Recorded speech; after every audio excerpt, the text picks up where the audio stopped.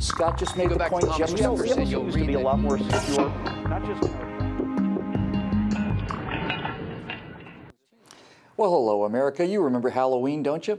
It's a time for small children across America to dress up and have some fun, a chance for their pre-adolescent imaginations to run wild and to willingly undergo a little fright in the name of good, clean fun.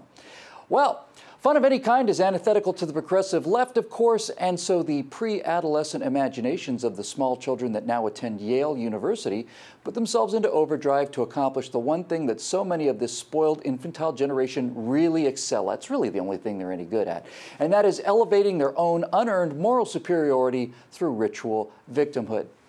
Now, it seems that the people who all got trophies for everything still need to compete for some sense of identity, and that sense of identity is derived these days from a cutthroat, bloodthirsty urge to see who can show the world who is most sensitive to racial and cultural non-issues. Yale University issued the standard "please don't wear costumes that make fun of or mimic any person, place, thing, activity, philosophy, culture, action, lack of action, sexual orientation, lack of sexual orientation," and 793 other delicate areas outlined on why you shouldn't wear a costume that has anything to do with that.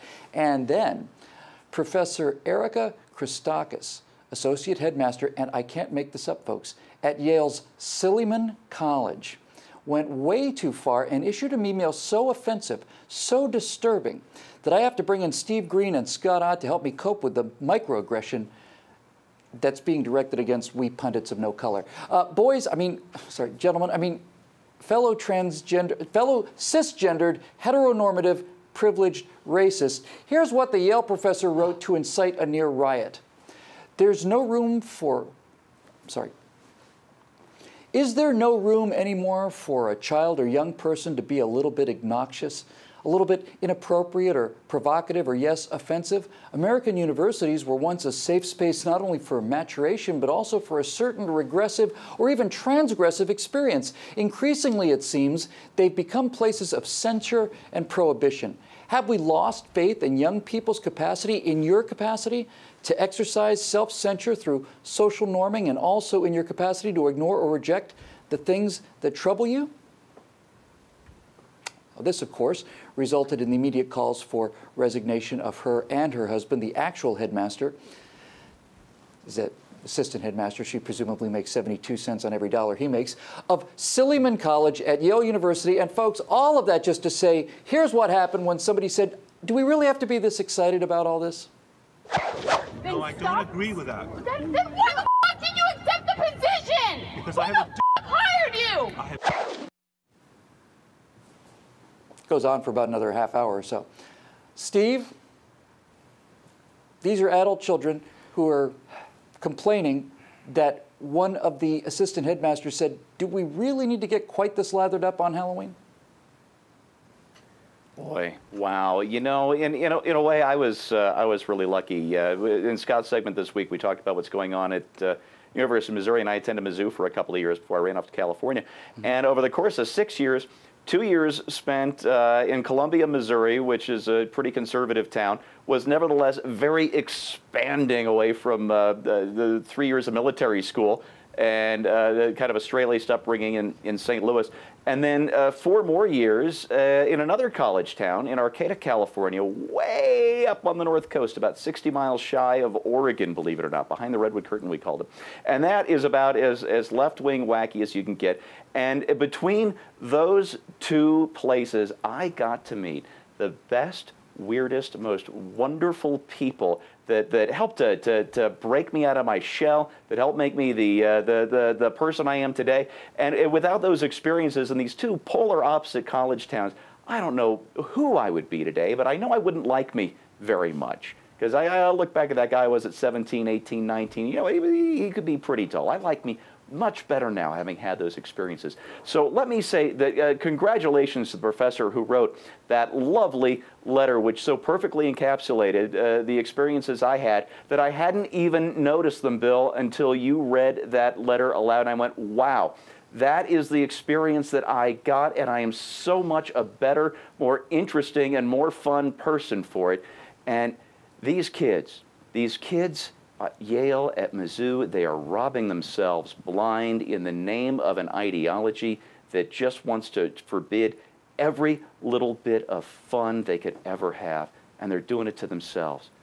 What a damn shame. I'll tell you something, Steve. If you were to rope them up en masse and give them a standard psychiatric test, I guarantee you 98% of the student bodies of this country would come out as clinically neurotic, in need of serious psychological care. Undoubtedly. Well, Scott, as Steve mentioned earlier, your trifecta this week looks at the incident at Missouri where they were also kind of in near riot mode, not because of racism on the part of the university president, now resigned, but rather some alleged act of action on his part. Now, should Missouri and Yale together and other schools negotiate with these childish, infantile terrorists? Or do you think it's about time we stand up to them and give them a little bit of the discipline they haven't had for one day of their entire lives?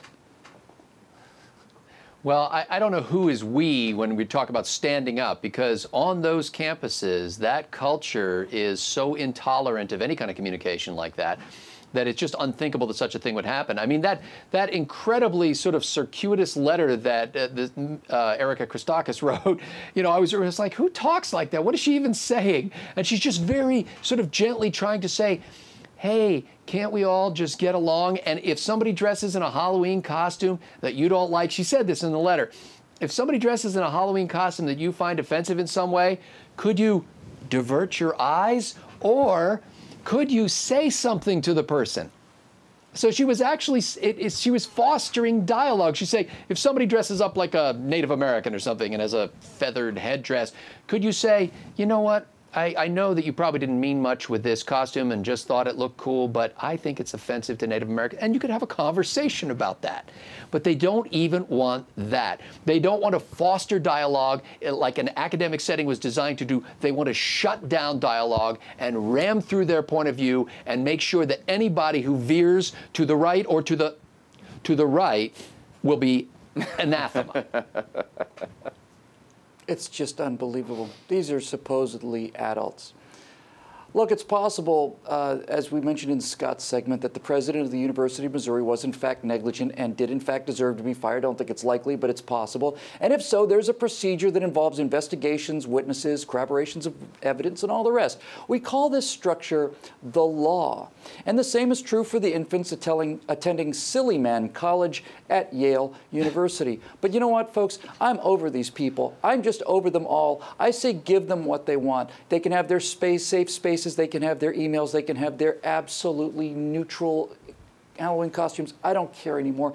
They've been coddled by their parents all their lives, and now they demand to be coddled through college, and they're already demanding that they be coddled throughout their working careers. You know, the problem with socialism is that you ultimately run out of other people's money. The problem with these millennial crybabies is that they're eventually going to run out of other people's parents. And what will they do, these 30 or 40-year-old infants, when that happens? You know, the worst of it is the 1960s radicals were ready to fight and get arrested and get banged on the head. The adult children that they produce, the ones that we're seeing now, are more than willing to protest so long as no one puts a hand on them. But reality is going to put a hand on them someday, and someday soon. And when it does, this entire worthless, spoiled, entitled cohort is going to shatter like a prop bottle in a movie. For PJTV, I'm Bill Woodall.